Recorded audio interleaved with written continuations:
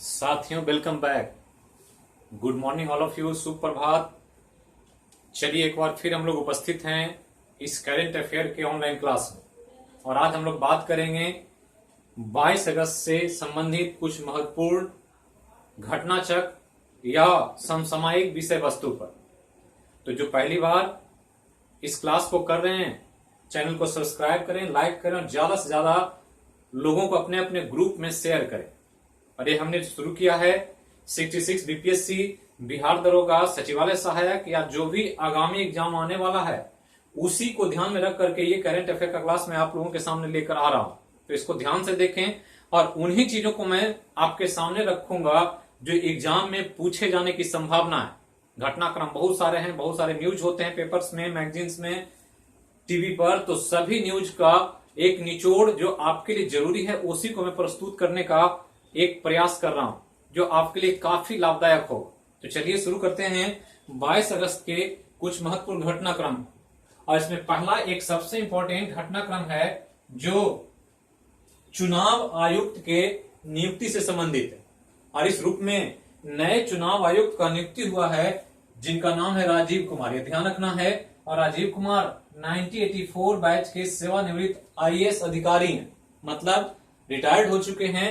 इनको राजीव कुमार जो हैं, इन्हीं को नए चुनाव आयुक्त के रूप में नियुक्ति दी गई। और इनकी नियुक्ति एक व्यक्ति के जगह पर जिनका नाम अशोक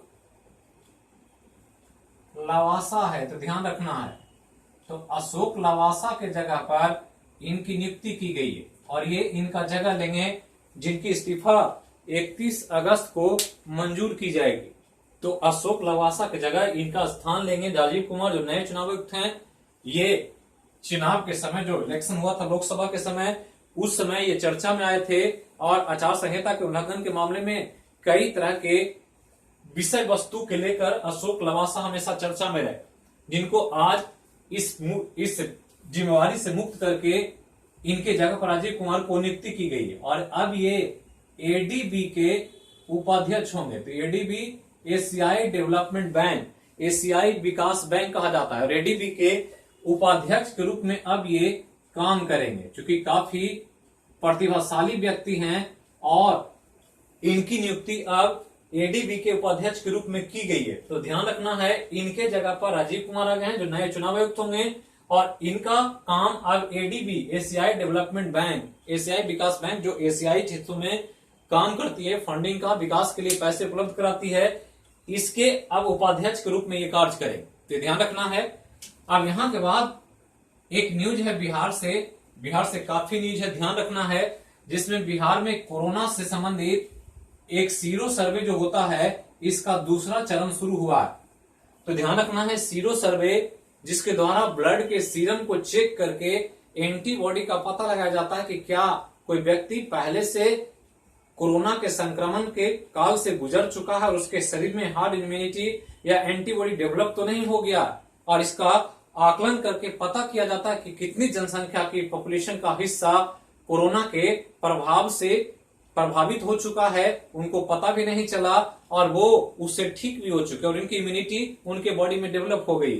तो एंटीबॉडी को पता करने के लिए कि कोई कोरोना से संक्रमण तो नहीं हो चुका है पहले से, उनको पता नहीं चला, एसिम्प्टोमेटिक हो गया। और इस रूप में सीरो सर्वे एक इंपॉर्टेंट सर्वेक्षण का कार्य होता है और इसका दूसरा राउंड शुरू हुआ है। पहले राउंड में ध्यान रखना है, पता चला था कि 0.7% लोगों में इसका प्रभाव दिखा और कोरोना से ऐसे लोग संक्रमित पाए गए और इनमें हार्ड इम्यूनिटी डेवलप हो चुकी है, तो बहुत कम है और इसी को चेक करना चाह रही। और ध्यान रखना है, सीरो सर्वे में बिहार के 6 जिलों को शामिल किया गया और यही 6 जिलों को पहले भी जगह दिया गया था और उन्हीं जिलों में फिर से कुछ लोगों का सैंपल लगभग 1600 से सैंपल लिए जा चुके हैं और 2400 सैंपल के द्वारा ये पता किया जाएगा कि सीरो सर्वे का क्या स्थिति है और उसमें कितने लोगों में इम्यूनिटी एंटीबॉडी डेवलप हो चुका है। तो ये जिले को ध्यान रखना है। और जिला में कौन कौन जिला है तो थोड़ा सा ध्यान रखेंगे। एक है अरवल, एक है मुजफ्फरपुर, बेगूसराय,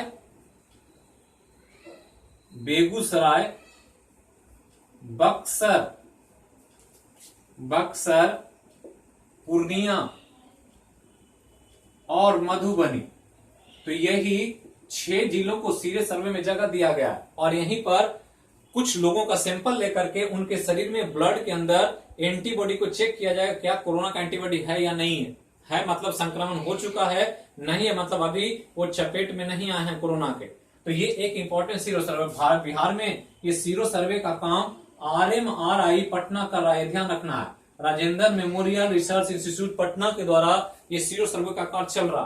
तो ये एक इंपॉर्टेंट कोरोना से और ये बिहार से संबंधित है। जिलों का नाम याद रखना है जो आपसे एग्जाम में, जो बिहार का एग्जाम है वहां पूछा जा सकता है। अब यहां पर चले तो ध्यान देना है, एक न्यूज है और कोरोना से कि कोरोना के कारण अप्रैल से लेकर अब तक, क्योंकि मार्च के समय में, मार्च के लास्ट में लॉकडाउन शुरू हुआ था और अप्रैल से अभी तक लॉकडाउन के फेज में ही हम लोग जी रहे हैं और इसके कारण वेतनभोगी जो जॉब कर रहे थे वैसे लोगों के 1.8 करोड़ लोगों की नौकरी चली गई।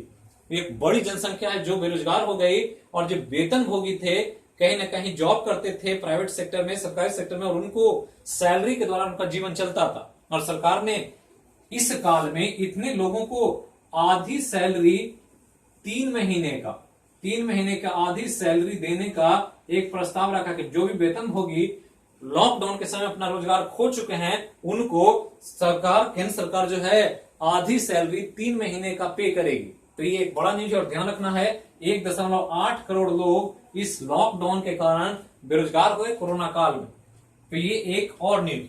अब आगे चलें तो एक कल्चर से संबंधित, आर्ट कल्चर मनोरंजन से संबंधित एक न्यूज है कि दक्षिण कोरियाई एक बैंड है जिसका नाम है BTS। ये ध्यान रखना, दक्षिण कोरिया का बैंड मतलब एक म्यूजिक ग्रुप, और उस म्यूजिक ग्रुप का नाम है BTS और BTS ने एक नया गाना लॉन्च किया, नाम है डायनामाइट। तो ध्यान रखना है कि ये गाना लॉन्च किया गया और लॉन्च के पहले 20 मिनट में 1 करोड़ हिट्स के साथ ये एक ऐतिहासिक रिकॉर्ड बना चुका है। तो ध्यान रखना है, बैंड का नाम दक्षिण कोरियाई बैंड है, नाम है BTS और गाना का नाम है डायनामाइट। और डायनामाइट के नाम का गाना जो आया वो 20 मिनट में ही दुनिया में 1 करोड़ हिट्स, मतलब 1 करोड़ लोगों ने 20 मिनट में इसको सर्च किया और देखा और इस प्रकार से ये एक विश्व रिकॉर्ड बना चुका है ये डायनामाइट गाना। तो ध्यान रखना है बैंड का नाम और देश का नाम और गाना का नाम।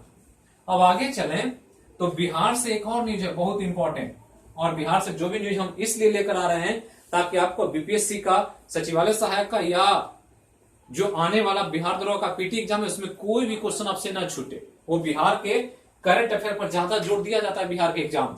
तो ध्यान रखना कि बिहार में उच्च माध्यमिक विहीन उच्च माध्यमिक विद्यालय या उच्च माध्यमिक शिक्षा विहीन पंचायत जो लगभग 3304 पंचायत है, ध्यान रखना है 3304 पंचायत, जहां पर हायर एजुकेशन नहीं है या हायर सेकेंडरी एजुकेशन नहीं, मतलब वहां सिर्फ प्राइमरी एजुकेशन की पढ़ाई होती है।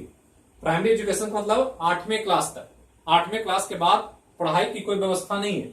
उनको फिर जिला के किसी अन्य क्षेत्र में जाना पड़ता है, किसी ब्लॉक में, किसी अनुमंडल में, उनके अपने पंचायत में व्यवस्था नहीं है। और इसी के चलते सरकार ने इस 24 अगस्त से, मतलब 2 दिन बाद, आज से 24 अगस्त से ये, मतलब कल ही 24 अगस्त से ये 9वीं की पढ़ाई ऐसे पंचायतों में शुरू करने की योजना पर काम कर रहा है और मुख्यमंत्री 24 अगस्त को इस पढ़ाई की शुभारंभ करेंगे। तो ये ध्यान रखना है कि 3304 पंचायत जहां पर उच्च माध्यमिक पढ़ाई की व्यवस्था नहीं है, ऐसे पंचायतों में स्मार्ट क्लासेज के द्वारा हर पंचायत के अंतर्गत 9वीं क्लास की पढ़ाई शुरू की जाएगी। और ये एक इंपॉर्टेंट काम है जो शिक्षा के क्षेत्र से जुड़ा हुआ। अब आगे चलें तो एक न्यूज है खेल जगत से, और खेल जगत में खेल मंत्रालय, खेल मंत्री किरण रिजिजू, और किरण रिजिजू ने एक डिसीजन लिया, उसको ध्यान रखना है, मंत्रालय का डिसीजन है लेकिन मंत्रालय ने मंत्री पर डिसीजन छोड़ दिया था निर्णय कि क्या करना है, क्योंकि खेल का सबसे बड़ा पुरस्कार खेल रत्न पुरस्कार होता है, ध्यान रखना। तो राजीव गांधी खेल रत्न पुरस्कार दिया जाता है खेल के क्षेत्र में सबसे उत्कृष्ट योगदान के लिए।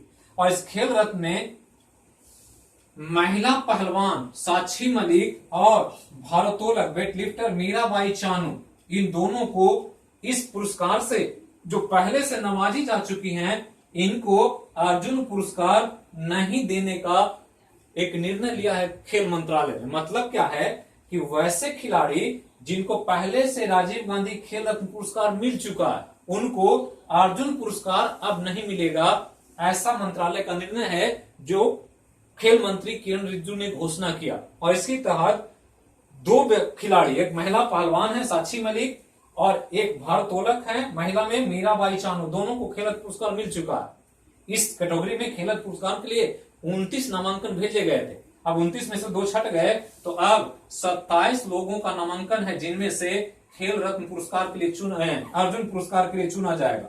तो ध्यान रखना है, क्योंकि पहले से सर्वोच्च पुरस्कार मिल चुका है, तो उससे नीचे के पुरस्कार देने का कोई औचित्य नहीं है। इसके कारण इस खेल मंत्रालय ने निर्णय लिया।